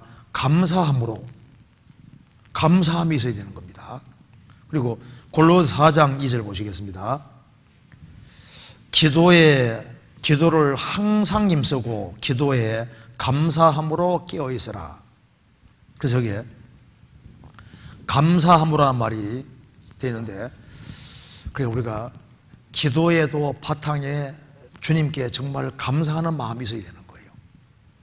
찬양할 때도 마음에 감사함이 있어야 되고, 제사 드리고 예배할 때도 감사, 하나님께 나아갈 때도 항상 마음에 감사한 마음이 바탕이 되어야 됩니다. 그래서 하나님이 우리의 기도를 응답해 주시는 이유도 사실 은혜입니다. 우리가 무슨 자격이 커서 응답해 주는 게 아니잖아요. 우리가 하나님 은혜를 받은 사람이고, 그래서 우리가 이미 받은 것이 너무나도 많습니다. 지금 염려되는 것도 있지만은 하나님이 지금까지 이미 도와주신 것이 얼마나 많잖아요. 그래서 너무나도 지금 더 이상 응답을 안 해주셔도 그것으로도 충분하다 그 말입니다. 그렇지 않습니까? 내가 이제 세상에 살면서 가장 큰 곤란과 어려움을 당한다 합시다. 그런데 안 도와주셔도 그것으로도 충분한 감사한 겁니다. 왜? 구원해 주셨거든요. 내가 암이 걸렸다. 그리고 내가 암을 안 낫게 해주셔도 구원받았잖아요. 구원받은 거 하나만 가져도 감사할 수 있는 겁니다. 그러니까 이제 염려가 생기고 근심이 생기고 문제가 생기고 뭐 사업상의 문제가 별 문제 다 생길 수 있지 않습니까? 그런데 그 어떤 문제 앞에서도 먼저 마음 바탕에 이 모든 것에 대해서 하나님이 응답을 안 해준다 할지라도 지금 있는 은혜로 족하고 나는 감사하다, 그것이 있는 속에서 기도할 때 주님께서 너 마음 참 바르다, 거기에는 욕심이 안 들어가 있는 거지 않습니까? 이계적 욕심이 안 들어가 있는 겁니다. 우리는 가만히 생각해 보면요, 내가 아무리 고생해도 지옥 갈 사람 하루 고생하기 어렵습니다. 우리는 영원한 파멸에서 건져주셨으니, 저 솔직히 얘기해서요, 지옥에서 건져준 거 하나만 저도 충분하게 생각해요. 그거 하나면 충분하죠. 아니, 내가 지옥에서 건짐받았고 천국 가게 됐으면 됐지. 그 외에 다른 걸 안 해준다 할지라도 나는 이거 하나면 충분하다. 더 이상 안 해주셔도 나는 감사하다 그 말입니다. 그래서 이것저것 안 해준다고 할지라도 그게 별 문제가 될 수 없습니다. 왜냐하면 이미 받은 것이 너무 많거든요. 지구상에 얼마나 많은 사람들이 있는데 나 같은 사람이 구원을 받고 천국 갈 수 있게 됐다, 이게 얼마나, 이거면 충분하지 않아요? 그래서 여기에 감사함으로 너희 구할 것을 알리라, 그게 뭐냐면은 충분히 받은 줄 알아라 그 말입니다. 그것만으로도, 지금만으로도 충분히 감사할 조건이 충분하다 그 말입니다. 나는 지금으로도 감사합니다, 그런 마음을 가지고, 바탕에 그런 마음이 있으면서 이런 여러 가지 어려운 게 있을 때 있지 않습니까? 그런 마음 가지고 기도하고 하나님의 도움을 구하고 그렇게 할 때 하나님이 얼마나 기뻐하시겠습니까? 그래서 우리가 돌이켜 봤을 때 참 올해도 감사한 조건이 많았지 않습니까? 그리고 또 세어보면 감사한 것이 너무너무 많은 거예요. 지금 그 북한에서 한국에 나오신 분들 중에 정말 배가 고파서 밥 한 끼 먹기 위해서 중국 이제 그 강을 넘어서 이제 중국으로 들어온 사람들, 중국에 딱 도착해서 밥 한 그릇 실컷 먹으니까 이제 죽어도 되게 되겠더랍니다. 한국에 나와서 이제 거듭나서 크리스찬들을 보니까 이해가 안 되는 거예요. 아니, 먹을 것이 있는데 무슨 고민이 그렇게 많은지 북한에 오신 분이 이해가 안 된다. 먹을 것이 있는데 무슨 걱정이냐고 말입니다. 우리 먹을 것도 있는데 걱정거리가 있지 않습니까? 그러니까 이게 보면은 신앙이 정말 저게 신앙적이가 이렇게 생각을 하는 겁니다. 그래서 감사함으로 그걸 가지고서 그걸 바탕으로 해가지고 모든 것이 되어질 때 그게 하나님이 기쁘시게 받으시는 기도가 된다는 걸 말하고 있는 겁니다. 이거 이해되시죠? 그 다음 넘어가도록 합시다. 그 다음에 여기 이제 성경을 보는 가운데 잘 이해되지 않는 부분이 있어서 궁금한 내용을 다음과 같이 올립니다. 성경 말씀의 저자가 하나님이시고 40명의 기자들은 단어의 뜻대로 하나님의 말씀을 받아 기록한 사람들이지 그들이 저자가 될 수 없다고 믿고 있습니다. 그런데 신약 성경의 여러 권의 서신서를 보면은 누구누구에게 편지하노니라는 기록된 말씀 구절을 흔하게 볼 수 있습니다. 이 내용을 보면은 사도 바울이 특정한 교회나 특정한 사람에게 보낸 편지로서 그 글의 내용도 사도 바울이 하나님의 하신 말씀을 받아 적은 것이 아니라 사도 바울의 마음과 생각을 글로 표현한 것으로, 즉 바울이 저자인 편지로 생각됩니다. 이 부분에 대한 이해가 부족하여 목사님의 설명을 듣기 원합니다. 참 좋은 질문이죠. 사람이 자기가 썼는데 왜 이걸 하나님 말씀이라 하냐고 말입니다. 그건 뭘 몰라서 그러냐 하면은 하나님의 감동이란 말을 오해해서 그렇습니다. 성경 찾아봅니다. 디모데후서 보시겠습니다. 3장 16절에 3장 16절만 같이 읽어보겠습니다. 모든 성경은 하나님의 감동으로 된 것으로 교훈과 책망과 바르게 함과 의로 교육하기에 유익하니. 자, 모든 성경은 하나님의 감동으로 되었다는 말씀은 딕테이션, 하나님이 불러주는 걸 그대로 받아 기록했다는 뜻이 아닙니다. 하나님의 감동으로 됐다는 말씀은 무슨 말이냐 하면 하나님이 40명 정도의 사람을 사용해서 하나님이 직접 쓰신 것, 불러서 쓰신 것도 있지만은 그 사람들의 마음과 생각을 주장하시고 그들의 개성 같은 걸 다 활용해서 성경을 기록하게 만드시다, 그런 뜻입니다. 이걸 좀 이해하기 쉽게 성경에서 봅시다. 히브리서 1장 보시겠습니다. 히브리서 1장 1절 보시겠습니다. 옛적에 선지자들로 여러 부분과 여러 모양으로 우리 조상들에게 말씀하신 하나님이 이 모든 날 마지막에 아들로 우리에게 말씀하셨으니, 여기서 옛적에 구약시대 때 선지자들로 말미암아 여러 부분과 여러 시대에 걸쳐서 그 말입니다. 그리고 여러 모양으로 우리 조상들에게 말씀하신 하나님이, 여러 모양이라 그랬죠? 그리고 하나님이 일률적인 방법을 사용하신 게 아니라 여러 가지 모양으로 말씀하셨다고 말입니다. 그래서 성경을 보면은 하나님이 직접 쓰신 것도 있고, 하나님이 그대로 불러준 걸 쓴 것도 있고, 또 하나님이 시편 같은 걸 기록하게 하려고 다윗에게 많은 고생을 시켜서 성령의 감동으로 다윗이 시를 쓰지만은 그 배후에 성령께서 그 마음과 생각을 주장해서 쓰게 하시는 거예요. 그러니까 사람이 자기 것을 쓰는 것처럼 보이는데 하나님의 성령이 작용해 쓰게 하시는 겁니다. 그리고 전도서 같은 경우도 분명 솔로몬이 기록했는데 하나님이 그걸 기록해 하시려고 하나님의 솔로몬을 특별히 40년 동안 왕이 되게 하시고 그에게 필요한 걸 다 주시고 난 후에 소감문으로 전도서 쓰게 하셨는데 그 배후에 그걸 주장하시고 그 사람의 개성이나 모든 걸 활용해 쓰게 하시는 분은 배후에 하나님이신 거예요. 무슨 말이 되세요? 몇 군데 한번 찾아봅시다. 성경 여호수아, 여기 출애굽기 31장부터 한번 봅시다. 몇 군데 한번 찾아봅시다. 하나님이 직접 쓰신 것을 몇 개 봅시다. 출애굽기 31장 18절을 보시겠습니다.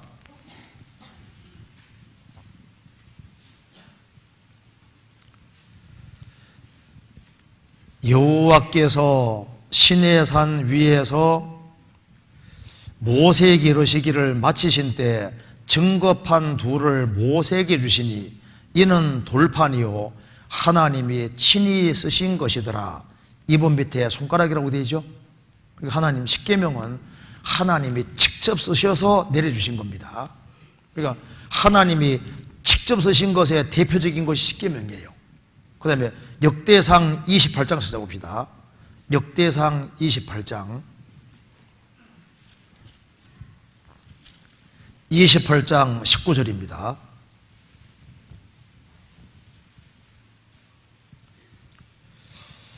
다윗이 가로되 이 위에 모든 것의 식양을 여호와의 손이 내게 임하여 그려 나로 알게 하셨느니라. 솔로몬의 성막 설계도는 하나님의 손가락에 내려와서 직접 이렇게 설계하라고 딱딱 그려주신 거예요. 그래서 그대로 솔로몬 성전 만드신 겁니다. 그리고 하나님이 직접 해주신 것도 있고, 그 다음에 이제 성경의 예언서들은 그대로 말씀한 걸 그대로 받아 기록한 겁니다. 불러주는 걸 그대로 기록하는 거예요. 성경 써봅니다. 예레미야 30장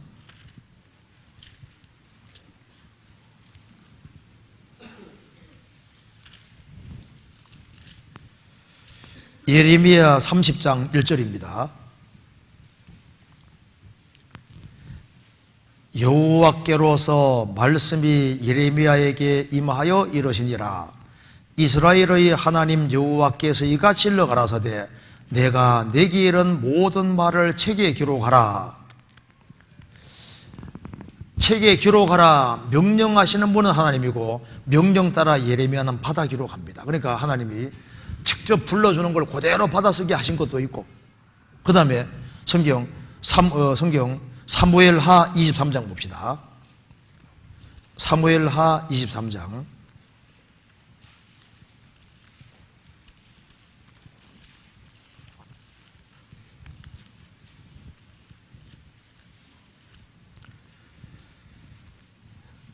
1절입니다. 이는 다윗의 마지막 말이라. 이새의 아들 다윗이 말하며 높이 올리운 자 야곱의 하나님에게 기름 부음을 받은 자 이스라엘의 노래 잘하는 자가 말하도다. 여호와의 신이 나를 빙자하여 말씀하시며 그 말씀이 내 혀에 있도다. 다윗이 시를 쓰지만은 그 혀를 주장하시는 분은 누굽니까? 하나님인 거예요. 그래서 여호와의 신이 성신이 나를 통하여 말씀하시며 그 말씀이 내 혀에 있도다. 그러니까 다윗이 시를 쓰는데 그 다윗을 완전히 주장하시는 분은 성령이신 겁니다. 무슨 말이 되시죠? 그러니까 다윗이 시를 쓰는데 다윗은 성령의 감동에 섰다고 주님 말씀하시잖아요. 성경 마태복음 찾아봅시다. 마태복음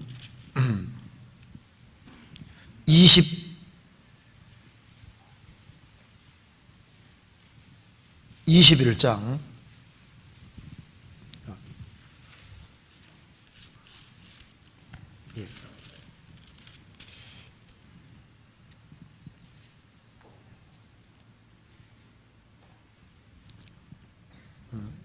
마태복음 20장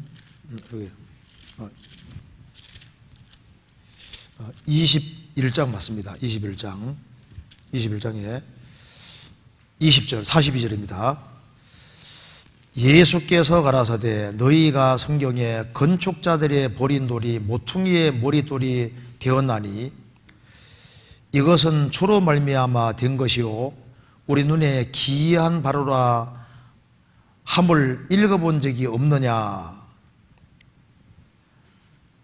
이걸 이제 다윗이 이제 시편 118편에서 이 성경 구절을 말씀했는데 이것을 읽어본 적이 없느냐 그렇게 말씀했고 한장 넘겨봅시다. 22장 43절 보시겠습니다. 가라사대 그러면 다윗이 성령에 감동하여 어찌 주를 그리스도라 칭하여 말하되 주께서 내 주에게 이르시되 내가 내 원수를 내 발 아래 둘 때까지 내 우편에 앉아서라 하셨도사 하였느냐. 다윗이 그리스도를 주라 칭하였은즉 어찌 그의 자손이 되겠느냐 하시니. 여기 이제 다윗이 시편을 쭉 기록을 하는데 예수님이 그걸 인용하시면서 말씀하셨지 않습니까? 읽어본 적이 없느냐. 그러면서 시편 110편에서 다윗이 여호와께서 내 주에게 이러시기를 하며 이렇게 썼을 때 다윗은 성령의 감동으로 이렇게 썼고 예수 그리스도를 주라고 칭했다. 이걸 읽어본 적이 없느냐. 그러니까 시를 다윗이 쓰는데 성령이 그걸 그 사람을 주장해 쓰게 하시는 거예요. 그래서 바울 사도가 편지 썼는데 성경에서 그걸 성경이라고 했습니다. 찾아봅시다. 베드로후서 3장 보시겠습니다. 하나님이 편지 형식으로 쓰게 하신 겁니다. 베드로후서 3장 봅시다. 3장 15절에 보시겠습니다.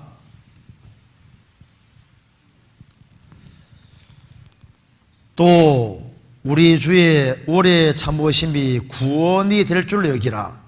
우리의 사랑하는 형제 바울도 그 받은 지혜대로 너희에게 이같이 썼고 또 그 모든 편지에도 이런 일 재림에 관하여 말하여서되 그 중에 알기 어려운 것이 들어있으니 무식한 자들과 굳세지 못한 자들이 다른 성경과 같이 그것도 억지로 불다가 스스로 멸망하려느니라. 다른 성경과 같이 그것도 그 성경도, 그러니까 구약의 다른 성경과 같이 그 성경도, 그러니까 바울 사도가 쓴 서신서를 성경이라고 분명히 얘기를 했습니다.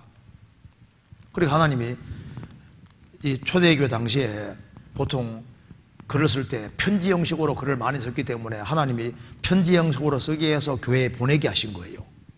그래서 요한계시록 2장 3장에서도 하나님께서 이 편지를 써서 교회로 보내라고 나와 있지 않습니까?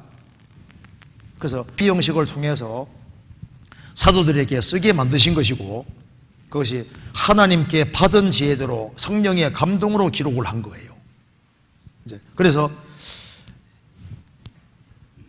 바울 사도 편지 중에서 알기 어려운 것이 들어있는데 무식한 자들과 굳세지 못한 자들이 다른 성경같이 그것도 그 성경도 억지로 풀다가 스스로 멸망에 이르느니라. 억지로 안 풀면 돼. 모르면 접어두면 되는 거예요. 그래서 지금 여기 질문한 내용대로 하나님이 불완전한 마리아 통해서 완전하신 예수님이 태어나게 하실 수 있잖아요. 불완전한 40명 정도의 사람을 사용해서 완전한 성경을 만들 수 있습니다. 그래서 시편 19편에 여호와의 율법은 완전하여 딱 기록하게 하신 분도 하나님이시고 모으신 분도 하나님이시기 때문에 딱 모으고 보니까 앞뒤가 탁 맞잖아요. 여기 다른 것이 들어올 수도 없고 나갈 수도 없는 겁니다. 딱 보니까 있을 것만 딱 다 들어와 있는 거예요. 그래서 이 말씀이 이루어지는 겁니다. 이사야 34장 보시겠습니다. 이렇게 할 것이 이미 예언되어 있었습니다. 이사야 34장 16절 보시겠습니다. 34장 16절 같이 읽어보겠습니다. 너희는 여호와의 책을 자세히 읽어보라. 이것들이 하나도 빠진 것이 없고 하나도 그 짝이 없는 것이 없으리니 이는 여호와의 입이 이를 명하셨고 그의 신이 이것들을 모으셨음이니라. 이게 무슨 말이냐 하면 읽어봅시다. 지금 여기에 이 말씀이 에돔에 대한 예언입니다.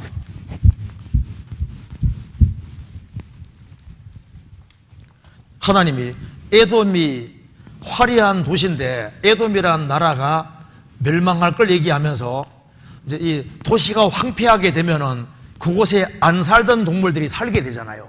그래서 성경에서 에돔 멸망을 말하면서 짐승들이 짝짝이 와서 폐허가 된 이 에돔에서 이제 짐승들이 또 새들이 와서 여기 에돔에 살 것을 말씀하시면서 너희는 여호와의 책을 자세히 읽어보라.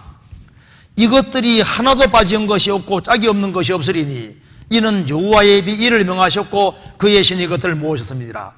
에돔이란 나라가 멸망하고 에돔이란 나라에 하나님이 원하시는 짐승들이 짝짝이 딱 와서 여기에 에돔이라는 지역에 자리를 딱 차지하는 것처럼 하나님이 1600년간에 걸쳐서 성경을 기록하셨는데 말씀을 내려주신 분이 하나님이시고 모으신 분이 하나님이시기 때문에 이제 하나님이 성경을 한 권으로 딱 모으고 나면은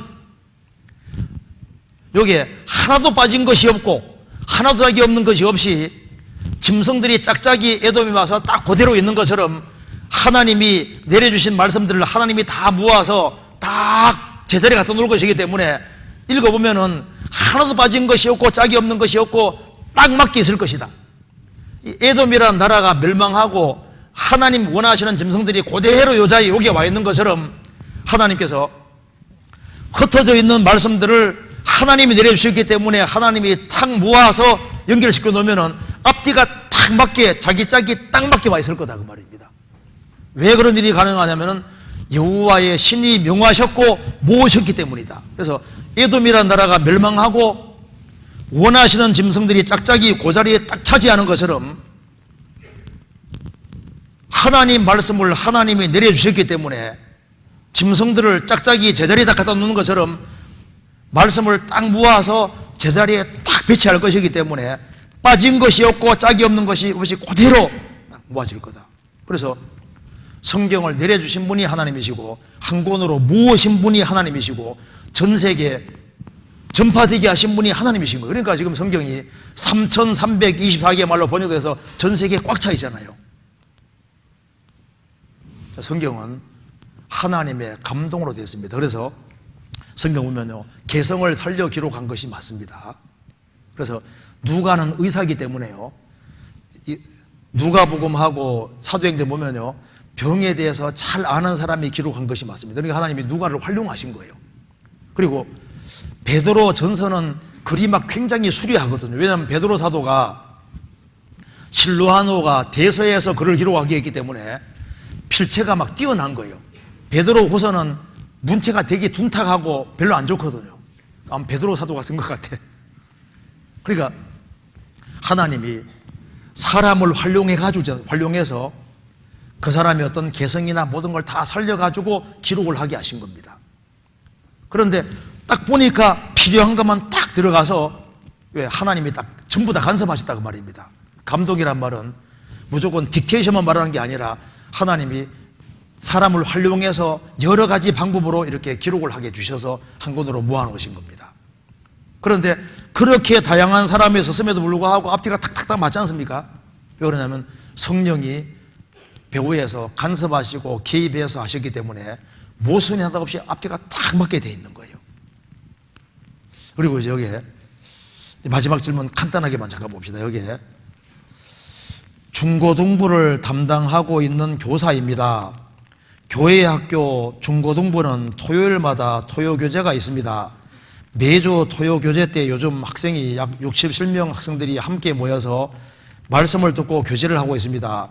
주일에 출석하는 학생이 200명 정도 되는 것에 비하면 많은 학생들이 참석하지 않고 있는 게 현실입니다.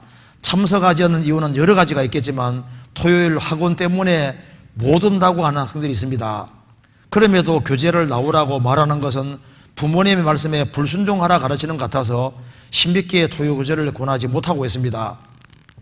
그 중에 구원받은 부모님들도 계셔서 더욱 교제하는 것이 어렵습니다. 이런 상황에서 교사가 학생들에게 토요교재 시간에 참석하는 것에 대해서 어떻게 교제해 줘야 하는지 지혜를 부탁드립니다 하는 내용입니다. 여기에 학원 때문에 토요교재에 못 나오는 학생들이 있다는 겁니다. 물론 이제 가정 형편이 다르기 때문에 그럴 수 있는데 참 이제 여기에 중고등부 시절이 굉장히 중요합니다. 그리고 이제 교회에서 어떤 이렇게 모임을 만들 때는 그냥 형식으로 모이는 게 아니라 필요하다고 생각하기 때문에 유익을 위해서 그렇게 모임을 만들어 놓는 겁니다. 그래서 사실 이제 교회에서 정해진 모임이 있을 때 그걸 부모들은 그걸로 최대한 그걸로 보내주도록 그렇게 계획을 짜고 학원도 그 자리에 모이는 걸 피해가지고 짜도록 짜서 그렇게 하는 게 좋은데, 왜냐하면은 이 어릴 때 말씀을 심어주고 어릴 때 신앙적인 것을 배우는 것이 그렇게 중요한 거예요. 성경 한번 찾아봅시다. 잠언 22장. 잠언 22장 보시겠습니다.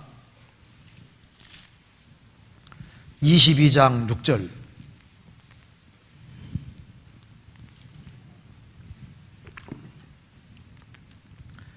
마땅히 행할 길을 아이에게 가르치라. 그리하면 늙어도 그것을 떠나지 아니리라. 마땅히 행할 길을 아이에게 가르치라. 나이가 들면 늦어집니다. 마땅히 행할 길을 아이에게 가르치라. 그리고 인생의 아침에 하나님을 경험하게 만드는 것이 그렇게 중요한 거예요. 시편 90편 보시겠습니다. 시편 90편 14절입니다.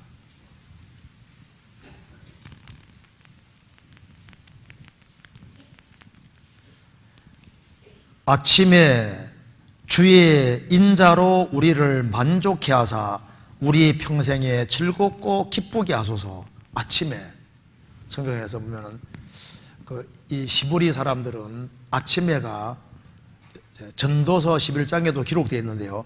새벽이 청년 시절을 새벽, 어린 시절이 아침인 겁니다. 아침, 새벽. 그리고 여기에 아침에 주의 인자로 우리를 만족해 하사. 나이가 어릴 때 주님의 사랑을 경험하고 어릴 때 하나님을 경험하는 것이 필요합니다. 그래야만 주의 사랑으로 우리를 만족해 하사 우리의 평생에 즐겁고 기쁘게 하소서. 어릴 때 그 신앙이 확실한 이것이 평생 가거든요. 그래서 이 교회 학교를 안 보내려고 하는 사람은 집에서 애를 신앙교육을 철저히 시켜야 되는 겁니다. 성경 한번 찾아봅시다. 신명기 6장.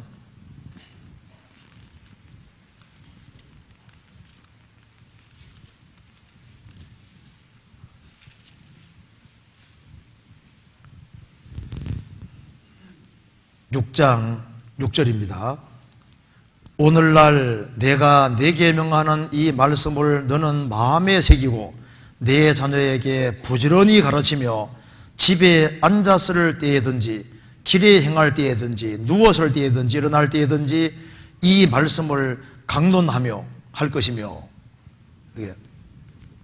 내 자녀에게 부지런히 가르치며, 뭘 부지런히 가르치냐면 성경을 부지런히.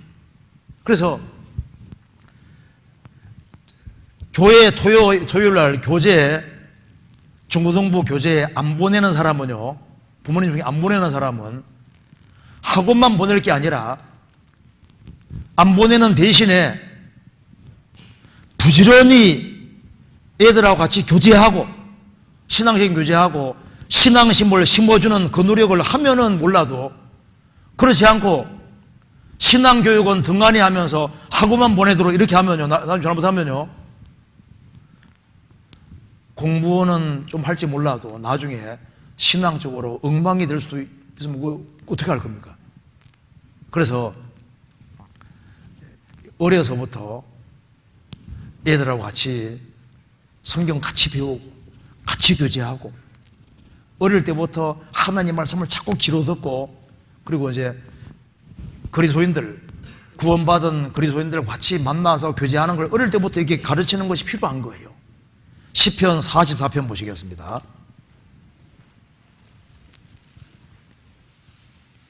시편 44편 1절. 하나님이여, 주께서 우리 열조의 날 곧 옛날에 행하신 일을 저희가 우리의 기름에 우리가 우리 귀로 들었나이다.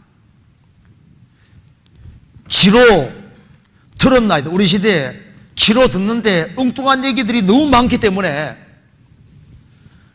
보통 신경 쓰지 아니하면은 세상으로 가기가 십상입니다. 그래서 우리가 사실은 이 시대에 너무 적게 듣는 게 학생들도 더 자주 모여야 되거든요. 왜? 유혹이 사실 제일 많은 게 중고등학생인 거예요. 중고등학생이 신앙생활 잘하기 정말 어렵게 됐습니다. 요즘 초등학생 보세요. 순진하지를 않아요. 초등학생 구원시키기가 얼마나 힘든데요.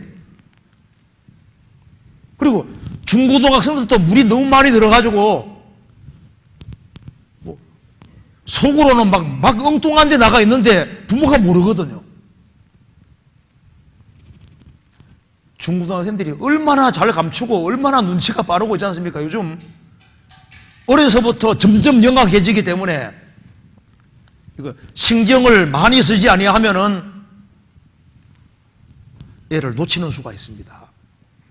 어릴 때 다 잡아서 귀로 들었나이다, 귀로 하나님 말씀이 많이 들어갈 수 있도록, 그리고 이 중고등부 시절은 또래 친구가 중요하기 때문에 옆에 신앙적인 친구들, 또 그리고 이제 교회학교 교사들하고 친해지고 이렇게 해서 신앙을 배우도록 만들어줘야 되는데, 주일만 모여가지고는요 어림도 없는 소리인 거예요. 주일만 모이게 하려면요 집안에서 따로 무슨 대책을 강구하지 않으면요 어렵습니다.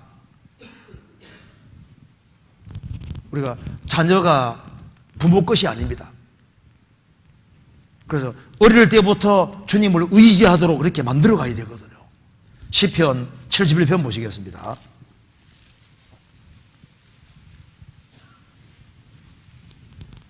5절입니다. 주 여호와여, 주는 나의 소망이시오, 나의 어릴 때부터 의지시라. 주는 나의 소망이시오, 나의 어릴 때부터 의지시라. 어릴 때부터 주님을 의지하고 살도록.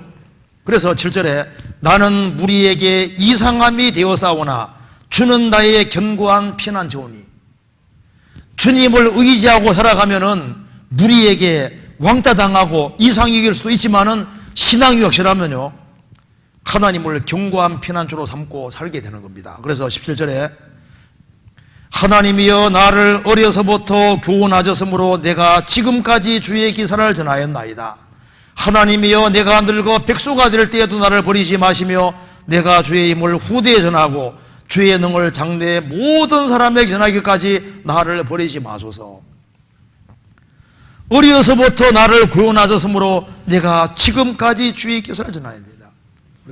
어릴 때, 나이가 적을 때, 중고등부 시절에 말씀을 잘 심어주면은 잊어먹은 것처럼 보여도 나중에 새록 생각이 다 납니다. 특별히 동계소리나 이런 게 있을 때요 적극적으로 있지 않습니까? 보내고. 그래서 하나님 말씀이 당장은 이해가 안 될지라도 자꾸 심어놓으면 나중에 새록 생각이 나고 그 말씀이 사람 붙잡아주게 되는 거예요. 그리고 자녀를 위해서 진짜 기도 많이 해야 됩니다. 이 세상에서 정말 자녀 키우기가 어려워요. 그래서 여기에 교회학교 이제 여기 학생들을 가능하면 잘 참여시킬 수 있도록 그렇게 하고, 부모하고도 교제를 잘해서 여기 정말 가정에서 어떻게 애를 신앙적으로 교육을 하고 있는지, 제대로 하고 있는지 그런 걸 잘 이렇게 물어가면서 교재 더 많이 잘 나와서 이렇게 신앙을 배우도록. 공부는 공부 잘하는 것이요, 이게 교재 나오는 것 때문에 공부 방해되는 게 아닙니다. 교재를 잘 나오고 신앙이 돈독해지면요 나중에 보시면 훨씬 더 신앙생활 잘할 뿐 아니라 공부도 열심히 하고 세상은 살게끔 돼 있는 거예요. 하나님 의지하는 것을 이렇게 가르치게 될 겁니다. 그래서 교회 학교에 대해서 좀 관심을 가져주시고 이제 그렇게 했으면 좋겠습니다. 어쨌든 우리가 이 애들에게 신경을 아주 많이 써야 되겠습니다. 같이 기도하시겠습니다. 자비로우신 우리 아버지 하나님, 소망 없는 저희들에게 소망을 주시고 또 주님의 크신 은혜와 사랑 가운데 살게 해주시는 것을 감사합니다. 저희들을 하나님 말씀을 의지하고 생활을 살 수 있도록 도와주시고, 또 저희들이 주 안에 생하는 그 모든 일들이 좋은 결실로 이어지도록 역사해 주시고 도와주옵소서.